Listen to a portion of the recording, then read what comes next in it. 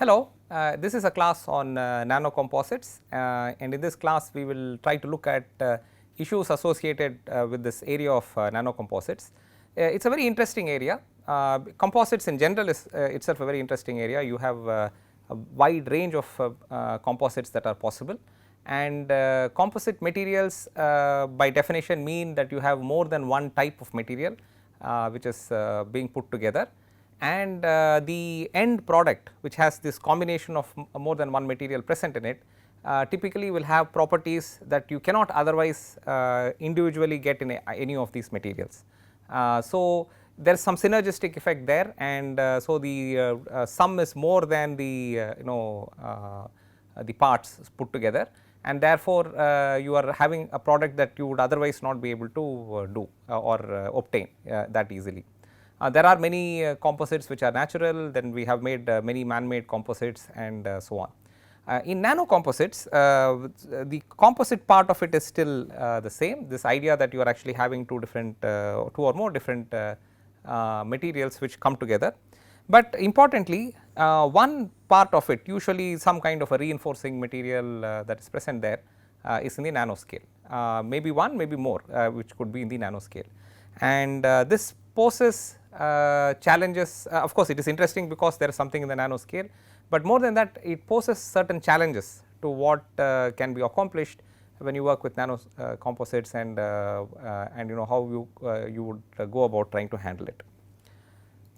So, our learning objectives for today's class are to look at these challenges with respect to nanocomposites. So, through the class at different parts of the class, we are at an underlying theme will be this, without explicitly necessarily focusing on listing them out, but this will be an underlying theme. We will look at something called ball milling, which is used to help us, which is one of the ways in which you can get a nanocomposite. It is not the only way you can get it, but it is an interesting way to get it. And through this course, we are always looking at both the techniques to get us those nanomaterials, what those nanomaterials are, and some end use for those nanomaterials. So, all of these ideas and concepts we are touching upon as we go through this course, and so in today's class we will look at ball milling. A version of it is called high energy ball milling. So, that is also something that we will look at, and that will give you some a variation on the ball mill. It tells you what it I mean that there are certain limitations to what you can do with a ball mill, and we will see how by using a high energy ball mill you can actually overcome those limitations. So, that is one aspect. The moment you talk of a composite, you have a matrix and you have some kind of a reinforcing agent in it which is present inside it. So, it is very important to know how well that reinforcing agent is dispersed in that matrix. So, the matrix is your major phase, and this second phase that is present there, which is reinforcing the matrix in some form, needs to be dispersed across that matrix. It is very important for us to get a gauge of what we have accomplished in the dispersion process, and see if there is a shortcoming there, and if so, how you would go about improving it. So, dispersion in nanocomposites is an aspect that we will touch upon through this class. And also we will look at purity in nanocomposites. So, where is this scope for lack of purity that comes in all scientific activity? We are looking at getting very pure materials and then using them for some application and so on. So, even here you are going to anyway start with some material that is pure. So, where is this scope for impurity that comes into a nanocomposite, and is there something that we can do about it? So, these are some of the ideas that we will look upon through this class, and I think you will get some sense of this field of nanocomposites. Okay, so we will begin with something called the ball mill. Actually, people who work in chemical engineering usually have a course on mineral beneficiation, and also in metallurgical and materials engineering we have courses in the more traditional form of metallurgical engineering. There is usually a course on something called ore dressing, but basically those are all courses where you are looking at materials and how you can break down the material, how you can convert, extract something from the material, what are the processes involved, what are the size scales involved, and how would you go from raw material that is at some size scale to some processed material at some other size scale, which is then usable in some application, or it can be provided as an input to some industrial process. So, much of the industry requires this. So, there is always some pre-processing of that material. When you look at the output of the industry, it all looks very clean, it all looks very organized. You have these nice say flat sheets of material or some nice clean glossy product that comes off the end product of an industry, but usually what goes in is far from that. You are looking at stuff which is broken blocks of material in all awkward shapes, no specific aspect ratio, maybe clean, maybe dirty from different sources. Maybe today it comes from one source which is very clean and organized, and tomorrow it comes in another source which is very disorganized and dirty. And so, most industries, most large scale industries have significant processing that happens to the raw material that comes into their doorstep before it gets converted to a product that goes out of their doorstep. And there are many industrial processes which help them break down those materials and purify those materials, separate them into different fractions and then use them. So, one important such technique is this technique called a ball mill. It is an operation that you can use on for breaking down material. It can be used for more than that, but typically it gets the initial motivation is to break down materials. So, the setup is quite simple. You have a cylinder, so a cylinder of some nature like that, and you are seeing the cylinder side on here in this image that you see here. So, this image is side on that you are seeing, and therefore, you see the circular cross section. It is sitting on two rollers. So, you have a roller here and you have a roller here. So, that cylinder is sitting on those two rollers and those rollers rotate. So, that is what we have here, the rollers rotate. Naturally, because the rollers rotate this way, the cylinder itself rotates in the opposite direction, right. So, the rollers here are rotating counterclockwise, and therefore, the cylinder is rotating clockwise with respect to us. Now, inside the cylinder you have balls, specific balls. These are hard balls made of hard material.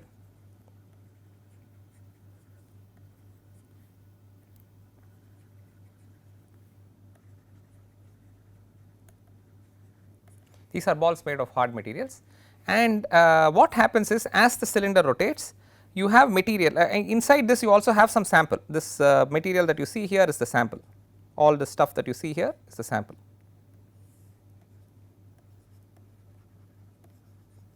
So, typically what you do in a ball mill is it is a jar, it is a cylindrical jar. So, you open the jar, and inside the jar you fill some number of these balls made of hard material. That hard material could be, say, tungsten carbide, for example. So, tungsten carbide balls you can put in there, which are extremely hard materials. They do not break easily, and they are very hard that sense. So, you fill some number of balls.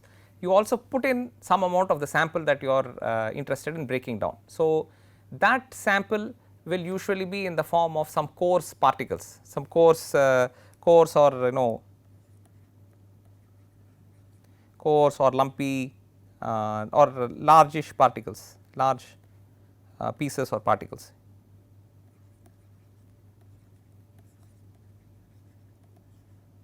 So, this is how the sample will be. So, that is what you put in along with this with the balls. Sometimes we also, if the sample that you are putting in is already somewhat in a fine powder, then we also may have to add a liquid. I will talk about that in a little bit, but basically you first, let us say we are just having these balls inside and this sample inside. Now, when the ball mill is started and the rollers start rotating, the jar also begins to rotate. When the jars rotate, when the jar rotates, the ball as well as the material get dragged along due to friction. They get dragged along the wall of that cylinder. So, they get dragged along for some distance, and then eventually they fall off like that, they fall like that, right. So, they begin to fall, and that is that is what happens. So, both the this is happening both to the balls as well as to the material that is present there, that sample. So, it all comes and falls back down here. So, when that happens, you have your sample materials fall, and then these hard balls come and hit it. So, it is and in the process it breaks those sample particles.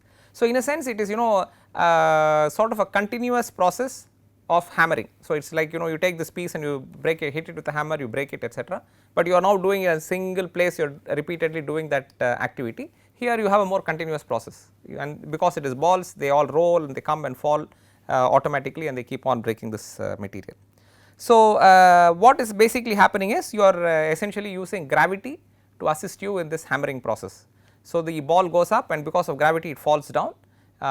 First of all, because of friction it is getting dragged up, the ball mill because of friction, and then because of gravity it falls down. So, it falls down, and then in the process it hits that material which is also present inside that ball mill and breaks that material into finer particles. So, this is the idea of a typical ball mill, and like I said, it is an interplay of gravity and frictional forces, and also in fact the centrifugal force. So, so this is basically what a ball mill does, and you can use it to break down particles. As the particle size comes down, when it becomes finer and finer particles, so you let us say you have already run, let us say you started with particles which were all say 2 millimeter in size, approximate average radius was 2 millimeter in size of various sample particles that you put in, you start ball milling, and maybe half an hour or 1 hour down the road, when you of ball milling, you stop it and you take the sample out, take a piece of the sample out and you check its particle size. Maybe what started off as 2 millimeter size may suddenly have dropped to say 20 microns. So, something you started with at 2 millimeter becomes say 20 microns. And so, the finer, so as you continue with progressively with time, the particle size keeps going down. But what also happens is when you get to extremely fine particle size, especially if it is dry powder that is in there, that particles will start floating in the ball mill, just like dust particles float in the air, they start floating in the ball mill. So, when they float in the ball mill, the balls which are hitting, which are going through this impacting process are unable to impact that floating powder.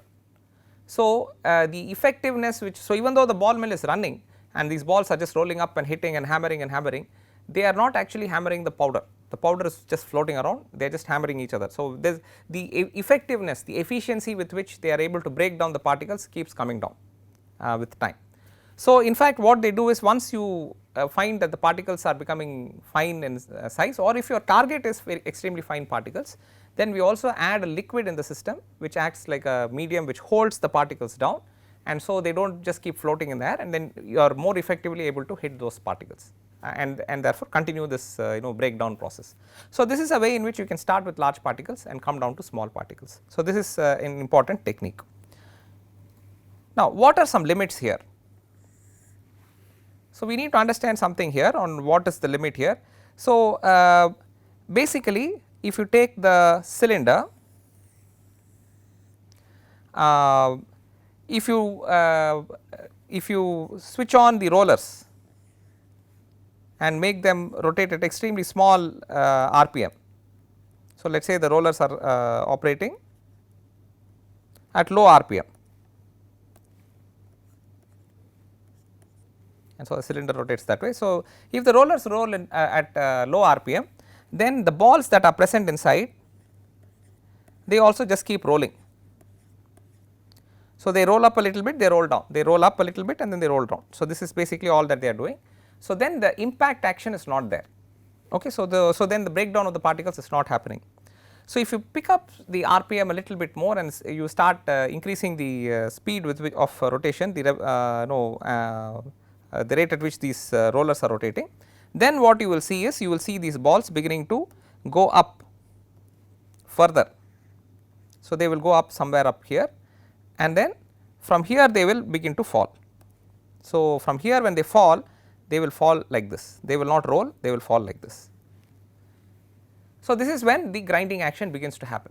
So, as long as they are rolling, it is not very effective, it is not really doing any grinding, maybe extremely minuscule grinding it might be doing, not very effective. Then when you pick up the RPM enough that the ball climbs up the cylinder some distance and then falls down, that is when you actually start having a fair bit of grinding. So, therefore, by increasing the RPM you are improving the grinding. However, so low RPM no grinding,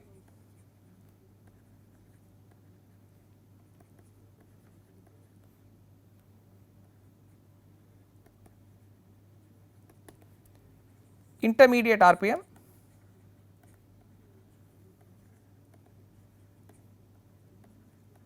you have effective grinding.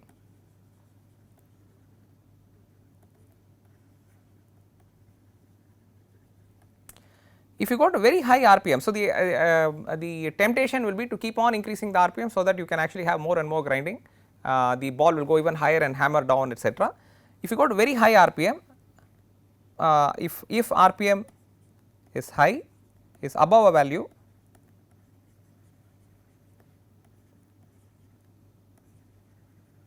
is above a certain threshold value,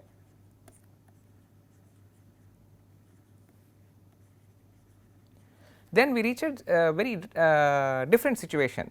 As the RPM increases, as I said, the ball goes higher and higher and then comes down and hammers down on the powder. But if you go to very high RPM, then what happens is the centrifugal force keeps the ball attached to the wall of that ball mill. It does not allow the ball to fall down at all. So, that is called centrifuging. So, it is called centrifuging. So, this happens. So, it is no different than you have a string and you have a ball, you just swing it along, if it will go to some height and keep falling. But if you rotate it faster and faster and faster, you will find that it makes the complete circle. It does not fall down in the middle, it does not flop down in the middle, right. For the ball mill, the intermediate action is what is useful. If you go at high enough RPM, it stays in the air, makes a perfect circle and never falls down, and that action is not useful for us. So, the reason that happens is basically because the ball mill depends on the interplay of gravity versus the centrifugal force. So, if you at any point, let us say you go to the topmost part of the ball mill, when the ball is up here, the force that is acting down is the gravitational pull mg, the mass times the gravitational pull mg is the force that is acting down. What is pushing it out centrifugally is mr omega square, that is the centrifugal force. So, if your omega, as long as your omega is less than some threshold value, you will have, so for example, this intermediate RPM, your omega is, so let us say, so there will be a threshold value, let me just say, let us consider one particular omega where mg equals mr omega square, and let us say this omega square is some critical value c, omega critical value, at which point these two mg matches mr omega square, or rather g matches r omega square, let us say they match exactly. So, when your omega is less than omega c,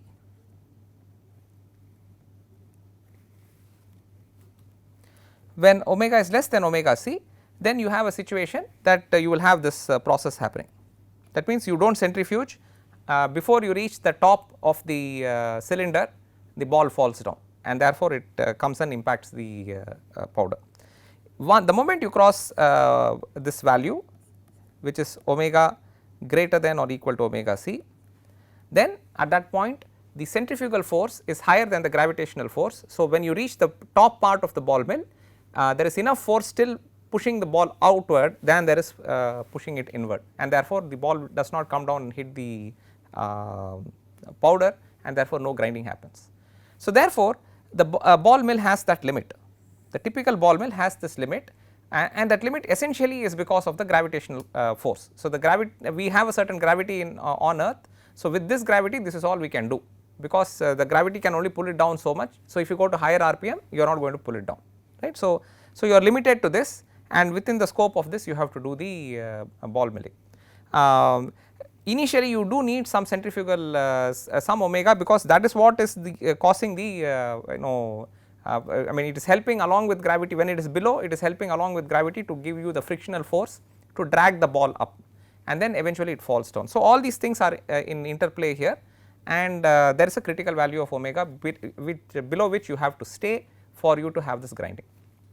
So, naturally, if you want to do extensive grinding, you want to make nanomaterial, you want to do a nanocomposite where you have to do significant amount of grinding, then a ball mill limits you.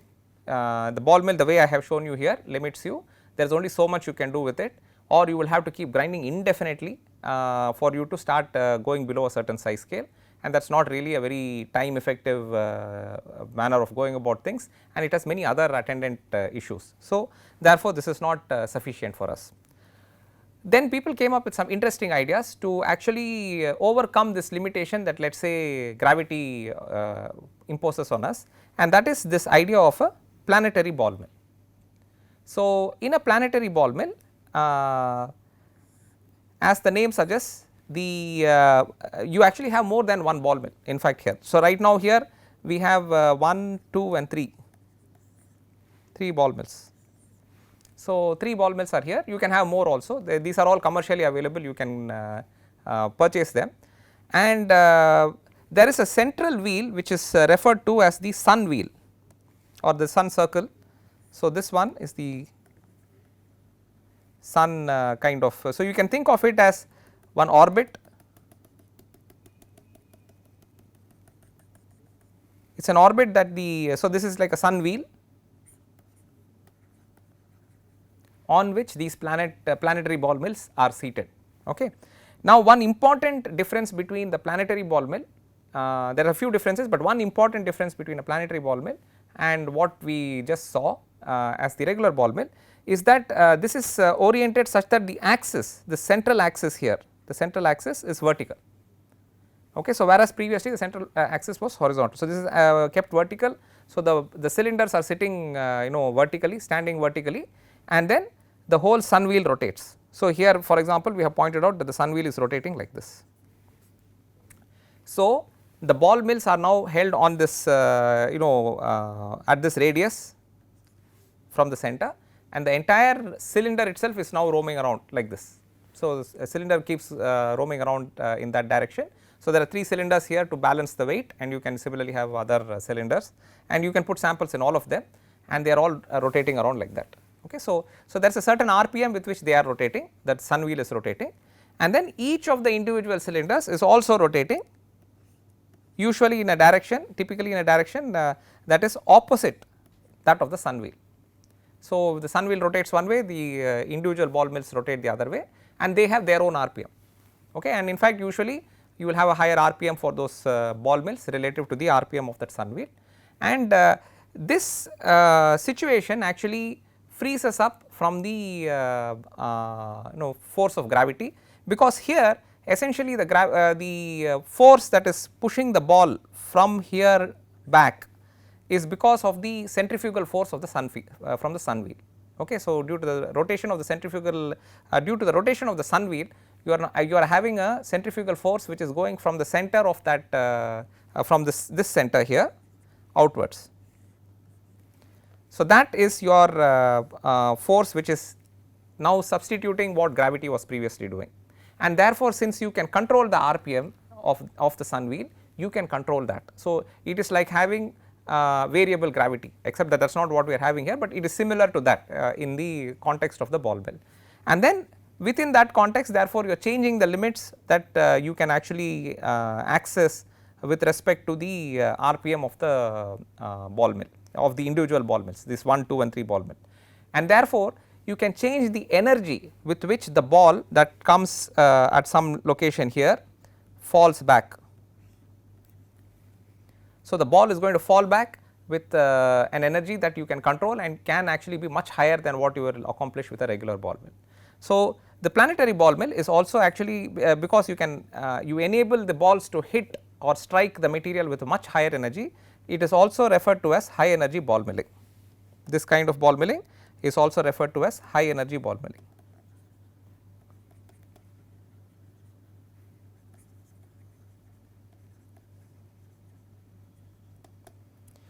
So, in the use of a ball mill to create nanoscale materials, particularly and in fact also not necessarily with in the context of it is not restricted to the context of nanocomposites alone, but certainly also in the context of nanocomposites, in the use of a ball mill to help you reach those kinds of scales, typically they are working with planetary ball mills.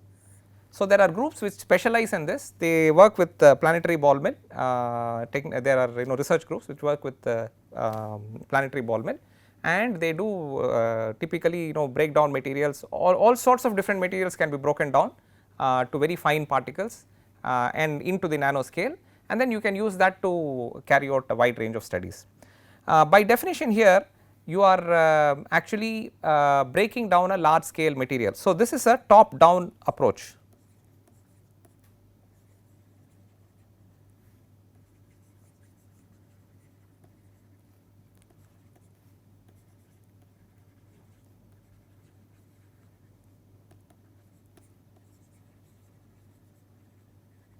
So, this is a top down approach to nanomaterial synthesis, and that is the way a typical ball mill operates. And so, if you actually have this kind of a planetary ball mill in your lab, you can actually you can convert a wide range of materials into nanomaterials. That is essentially what you can do. With a single technique you can start creating nanomaterials of almost any sample that you can throw into it based on certain sample characteristics. If the sample is too soft, then it may not fracture easily, it may just become a flatter flake kind of thing. So, those are certain aspects that you need to look at, but in principle you can take any material, throw it in there, and you will get a nanomaterial, and not just a nanomaterial, you can actually control sizes of the nanomaterial, and so there are many things that you can do with it. So, it is a very useful kind of technique to have, and there are groups which specialize in this, where the primary technique they use in the lab is this high energy ball milling, and they use it, they are able to work in a very wide range of experimental areas by simply using this single technique. Okay. So, therefore, it is a very nice technique to work with. Having said that, ball milling has certain aspects associated with it that you have to pay attention to. You cannot I showed you the bright side of it, which is that anything you can throw in there, you can get a nanomaterial out of it, and therefore, if you are working in the area of nanomaterials, it is a great technique to have at your disposal. You can do many things with it, but the problem is one of purity. So, this is an issue that you have to always be careful about. So, any time you use a ball mill, for example, the walls of the ball mill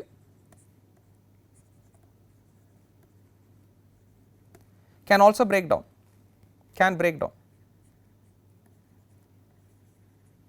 meaning as you use the ball mill as time progresses, let us say you do 1 hour of ball milling, you do 2 hours of ball milling, etc. If you do that kind of ball milling, a tiny amount of the wall of that ball mill may also break into fine particles and enter your sample. Okay. So, the walls of the ball mill can break down, the balls themselves can break down.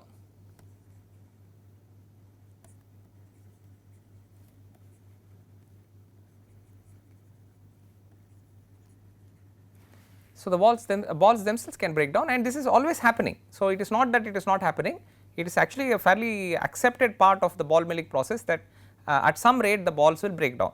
So, in fact, in industrial setting, we are talking of I am showing you a high energy ball mill in a lab setting, where you are throwing in say 5 grams of a sample and then you do something with it, or 1 gram of a sample and you do something with it, and then you take it and you do a considerable amount of analysis with 1 gram of sample. So, that is a different setting. In an industrial setting, you may have tons of material coming in, and then there is some particular step requires a ball mill. So, those ball mills may be running continuously, they may be running continuously and breaking something down for hours, 24 hours a day it may be running, and so on. So, in fact, in such settings the balls actually get consumed, and they in fact they use their experience and the accumulated data of the ball mill to know the rate at which the balls get consumed.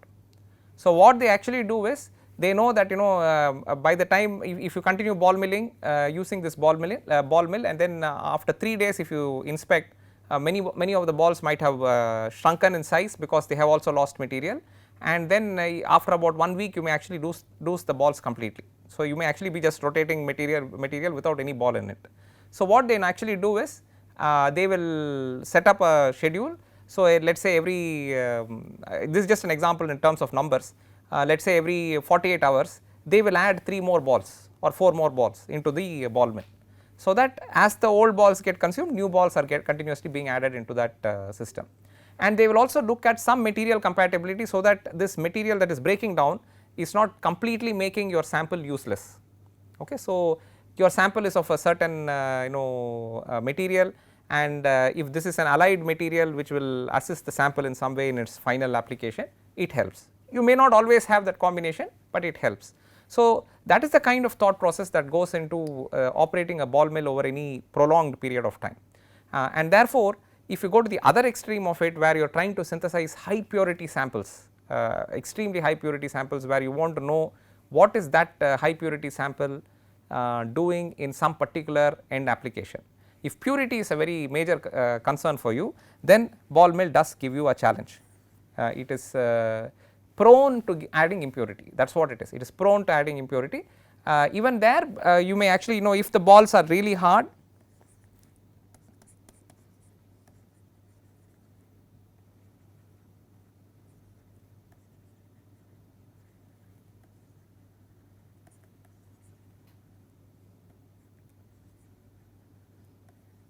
so if the balls are much harder than the sample, then you may be able to get away with it. You may actually not have much impurity coming into it, but it is a concern you should at least be aware of. Second thing is, you may have some medium that you are throwing in there, let us say you may put acetone in there or some other dispersing medium in there, which will hold the powder particles together down. They may also react. So, you are increasing the chances of some reaction happening. So, you have to always be aware of it, and you are doing this in some atmosphere. So, if the finer the particles that you create, you may have some oxide formation occurring. So, these are all aspects that you have to be aware of. It does not mean that the system is useless, but what I am saying is when you run the experiment, these things should be in the background of your mind, so that you accomplish. First you want to see whether you are getting nanoscale, so you are getting, great. You also want to see, are you getting any other problems from it which you did not want, and the potential source for those problems is some of the things that I am highlighting here. So, what can the ball milling accomplish? Okay, so why are we using ball milling and what can it accomplish for us? So, we already spoke about breaking materials down, but we can go one step earlier than that. It can first of all help you mix dissimilar materials. So, we spoke only about breaking something down. So, we said you can start with particles which are 2 millimeter in size on average, and you can use a ball mill to break those particles down to say 20 micron size or less. You can start with, from 20 micron, you continue the ball milling, you can go into the nanometer scale also, some hundreds of nanometers you can accomplish, right. So, that is always possible, but you also use the ball mill simply to mix different materials. So, you have a powder of one material and you have a powder of another material, you can mix them. Of course, if you take two powders, you can also mix them with using a spatula, so that you can always do. But usually a ball mill does a much more effective job of mixing them in a much more intimate way. They get mixed as opposed to your hand mixing it using a spatula or some such process. It does a much better job of mixing it. And in what it will also do for you is that it will do this mixing while also breaking them down. Okay, so it can mix dissimilar materials while also breaking them down. So, that is a very useful thing to have. So, you may have one hard material, one somewhat relatively softer material, and you can put it all together in a ball mill and then do the milling. So, you will find first of all that the hard material mixes with the soft material, then on top of it the soft material also breaks down, the hard material also breaks down, and if you do that, then when you have these two different materials sitting there, one hard and one soft and so on, you are actually creating a nanomaterial, right. I am sorry, you are creating a composite material. You are creating a composite material because these are dissimilar materials. Because they are dissimilar materials, what you are creating is a composite material.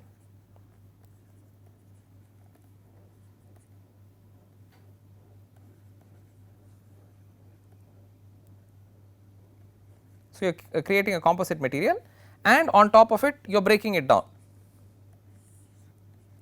So, what you are now creating is a composite material in the nanoscale.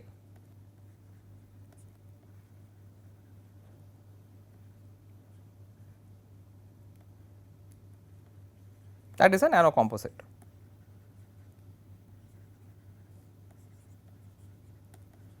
So, this is what we have accomplished by doing ball milling with dissimilar materials. So, why is this important to us? Why is it of interest to us to mix dissimilar materials? Well, one of the reasons you may want to do that, there may be many reasons why you want to do it. One of the reasons why you may want to do it is to make use of this concept called Zener pinning. Zener pinning, which basically does the following, that if you have a grain structure where you have lot of grains and then in between the grains you also have one hard material. So, there is some hard material here, there is some hard material here, some hard material here, like that you have lot of hard materials, and then you have these grains also sitting around.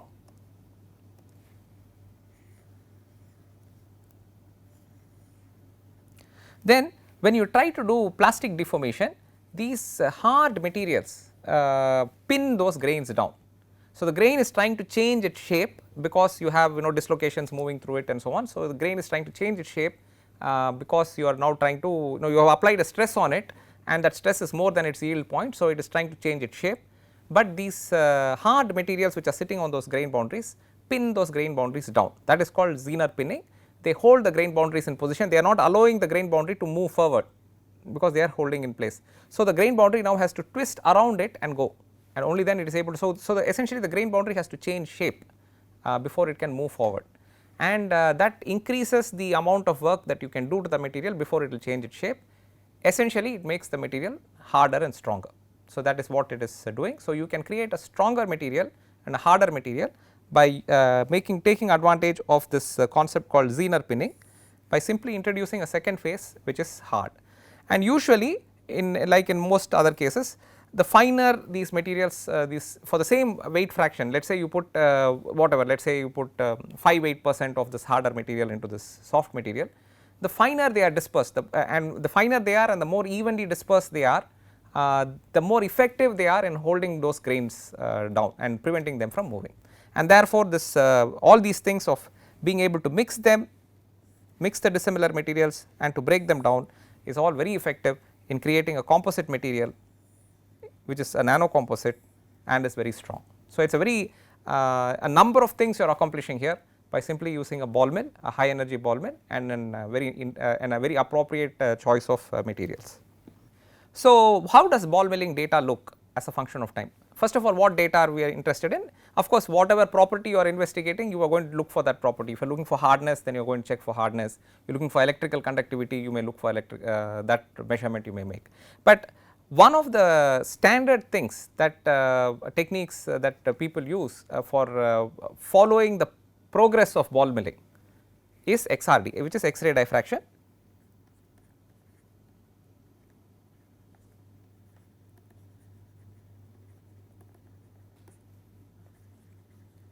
So, we have already spoken quite a bit about X-ray diffraction, particularly I spoke about peak broadening as a result of the nanoscale formation.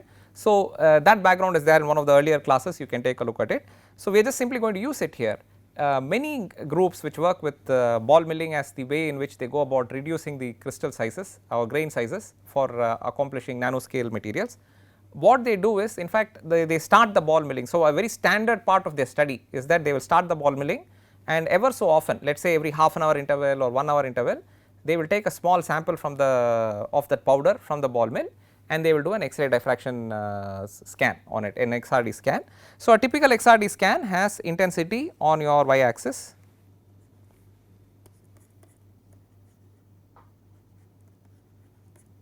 and you have 2 theta on the x axis. Okay.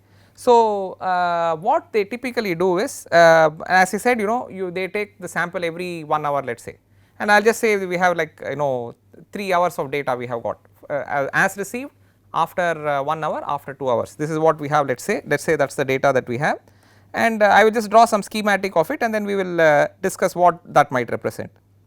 So, let us say this is how, and I will just say that we are seeing only 2 peaks in the 2 theta range that we are investigating. This is how your initial, so this is, then they will mark this as time 0. So, it is 0, so as received material, this is as received material, this is what you are seeing as your X-ray data. Then we will have data, let us say, after 1 hour of ball milling, and usually in the X-ray data, the y axis, which is intensity, is usually set at an arbitrary scale. The reason it is set at an arbitrary scale is simply because it is based on how long you take the data. Okay, so that is all it is. It is counting the number of X-ray photons that are arriving at the detector. So, the more slowly you take that for the exact same sample, the more slowly you take the data, you will have more X-ray photons coming. For the faster you take the data, you will have less X-ray photons coming, but the relative amounts of photons that are coming will not be disturbed. So, at the peak, if you know, you are getting 1000 times the number of photons as at the base, let us say this place you get 1000 times more photons than you are getting here, that ratio will remain roughly at 1000, it will be roughly at 1000, but whether you get you know say 1 versus 1000 or you get 10 versus 10,000 really depends on how many, I mean how many seconds you are counting the data. So, that is so therefore, this intensity is usually marked as arbitrary units.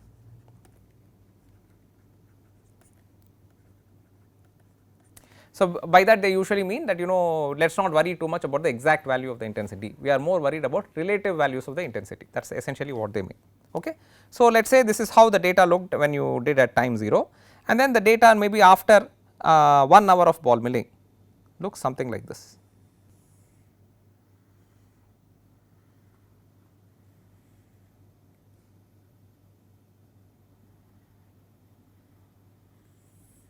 So, what do you see here? So, let us say this is time 1 hour, this is after 1 hour of ball milling. What you see is that the peak positions have not necessarily changed, and that is some we want to see this what has happened to the peak position. Assuming the peak position has not changed, it means your sample composition is still safe, it has not changed. There will be some variation because of strains in the sample, but generally if the peak position has not shifted, it means you have not got any strains in the sample. You will also see, so that what is that peak position, that is this angle 2 theta. So, that 2 theta value of both the peaks has not changed. What you will see is the peaks have become little broader, which means you have broken the material down and you are getting nanoscale materials, or you are getting smaller particle size materials. Using that full width at half maximum, you can figure out whether or not you have got the nanoscale material or you have got something larger, but that is the second part of it. And you can also see that the relative heights of the two peaks is ratio of the heights of the two peaks is largely unchanged. Now, we can consider we have gone to the third time stamp, and therefore, what you will see is something that looks like that.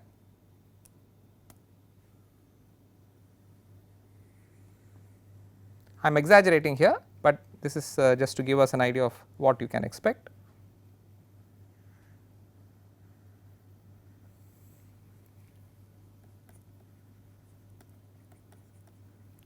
So, you can see here from a sharp peak it becomes broader and broader peak, and the broader the peak it is, the smaller the crystal sizes that you have accomplished, the particle size. So, normally you will see anybody who is doing this kind of ball milling work to create nanomaterials present a data that looks like this. They will have series of X-ray scans overlaid one on top of the other, and usually these are the things that they will be highlighting. They will try to tell you what has happened with respect to the peak position, has it shifted, not shifted, and they will interpret that to say what is happening with respect to the purity of the material, and then they will look at the full width at half maximum or the width of that peak and tell you something about the crystal size. And there again they may do a much more sophisticated analysis. They will, like I said, you know, typically ball milling means you are hammering the material again and again and again. So, there will be some strain in that material. So, they will try to accommodate for the strain. There are you know, techniques which help them remove the strain from the data, and then on that basis they can tell you what is only related to the crystal size broadening and then give you that data. So, using this they can make a plot of crystal size as a function of ball milling time. So, you have crystal size as a function of ball milling time, and that they may use for some other application. So, they can tell you roughly how much time of ball milling you have to do for you to get both, let us say, the softer material as well as the harder material, both in the nanoscale and in some size range that is of interest to you. So, this is what we are trying to do, and this is what typically ball mill data will look like. Okay, so, when you look at nanocomposites, one major issue is that of dispersion. Okay, so, nanocomposite typically has one major issue, that is dispersion. What do we mean by that? So, let us say this is the matrix that we have, and another matrix that I have here, another sample of that matrix, and let us say I have fine particles that are present. So, in one case they are not that dispersed. So, I have them like this, let us say they are all like that.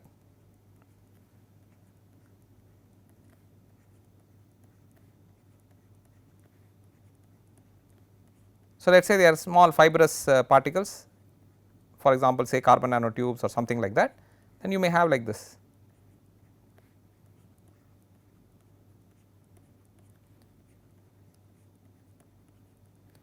So, what this means is let us say you have put in say whatever 3-4% of this nanomaterial and rest of it is all matrix. Those 3-4% are not uniformly distributed across this matrix. We will compare that to a situation where you have it like this.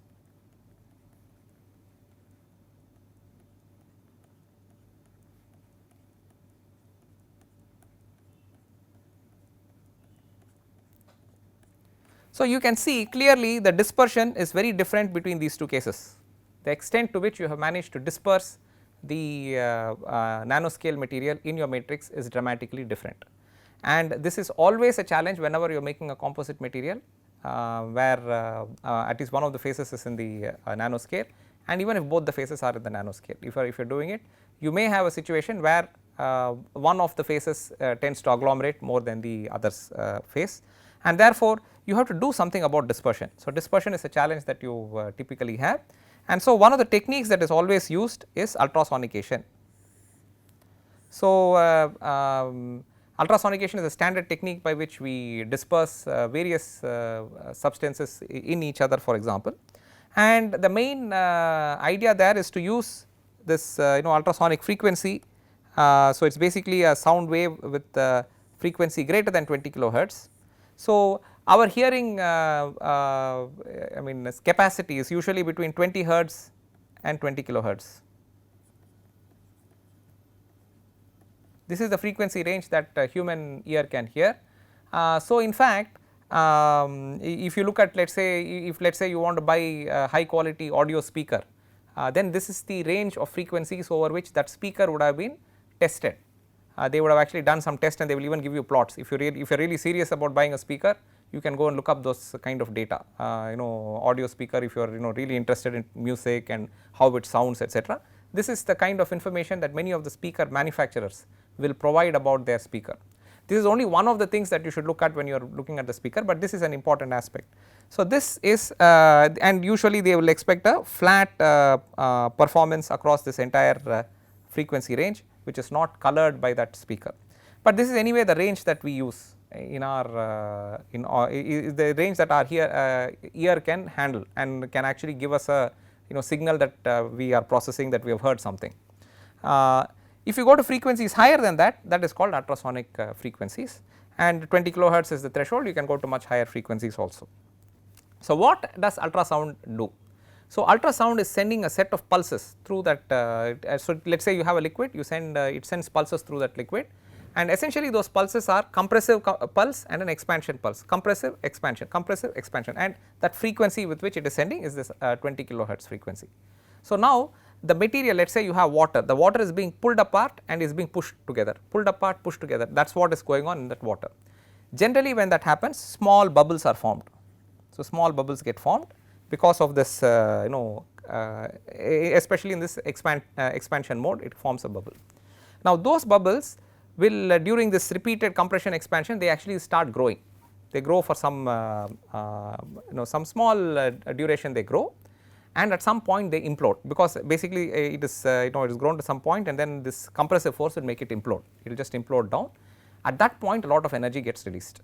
So, locally this this is called cavitation. So, this cavitation is this thing, that this idea that it builds this bubble and then it just collapses. So, it is the formation, growth and then collapse of a micro bubble by in a process that is that as opposed to exploding outwards, this is falling inwards. So, that is implosion, and this is how that happens. This is micro bubbles, it is happening through that entire medium.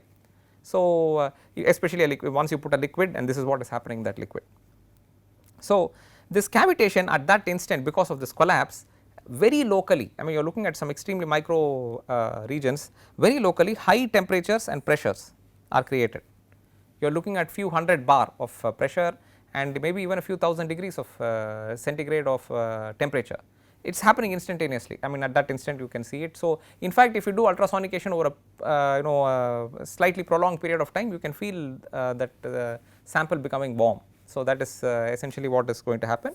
In fact, more than that, even more specifically, you can actually do certain things with ultrasonication, which is, for example, because of this energy that is being released, you can even do welding with it. There is ultrasonic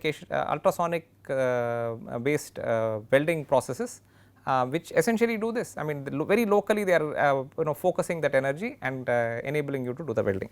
But anyway, this is what is happening, and so when this implosion happens and this sudden release of energy happens, it pushes material around, all the fine material that is around locally gets pushed apart, and so this is a very effective technique in dispersing some nanomaterials. So nanomaterials, because of their high surface energy, may tend to agglomerate with respect to each other, but by putting ultrasonic frequencies you may actually push them apart.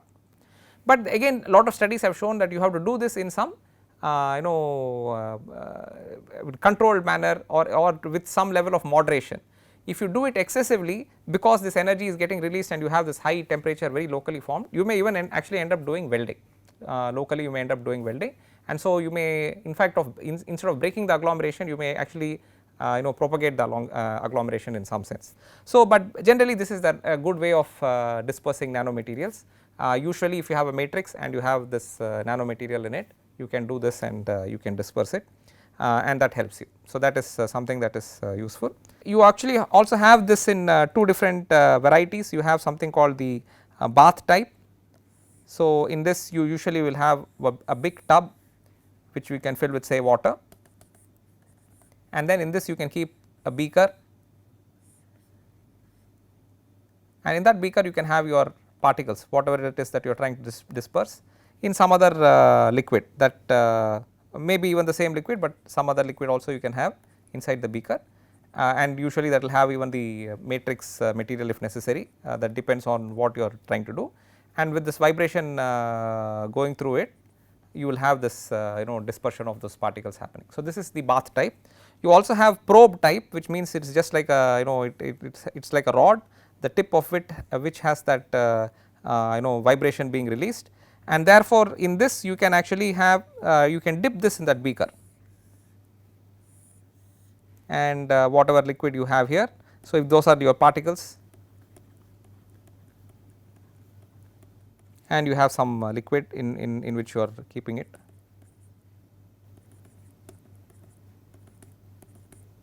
So the particles will get dispersed in that liquid. Now the main difference is the amount of concentration of energy that is happening here. In the probe type ultrasonicating process, you are able to concentrate the energy much further, and so this is what helps us accomplish this dispersion. So that is the way we would have to handle dispersion, and these are some techniques that help us do it. So I will close this class by showing you a reference or directing you to a reference where we have seen in this class something about nanocomposites, how they come about, and the fact that you have to, there is a technique such as ball milling through which you can make it, what are the challenges associated with it, what are some ways to handle those challenges such as dispersion and so on. So all that we saw through this class. What I would like to draw your attention to is this reference which is actually looking at mechanical and electrical properties of copper tantalum nanocomposites prepared by high energy ball milling.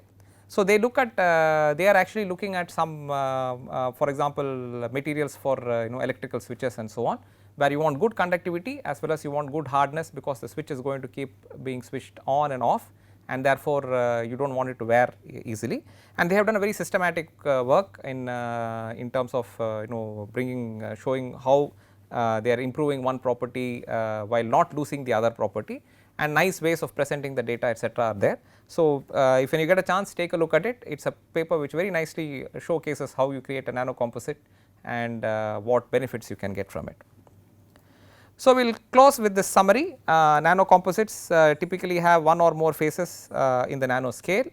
Ball milling will help you break down the particles as well as mix different phases, and that is how you can create the nanocomposite first of all with the ball mill. In this more than the regular ball mill, the high energy ball mill can help you attain much finer sizes faster, because you are no longer limited by just the pull of gravity. You are sort of creating much higher impact on those particles. However, the thing that you have to be cautious about is, both with respect to ball milling and high energy ball milling, is that you will very likely you can introduce impurities in your final product. So when you are doing the X-ray diffraction, that is another thing that you want to look for. You want to make sure that there are no new peaks appearing in that sample, which would imply that you have introduced an impurity into that sample. So, that is something that you want to look at. And then in any of these nanocomposite materials, because you have two different phases there, dispersion is a very important aspect. You have to handle it, you have to do something about it, and usually ultrasonication is a way in which you do that. So, that is the summary of what we would like to discuss today, and we will look at some other aspects in our next class. Thank you.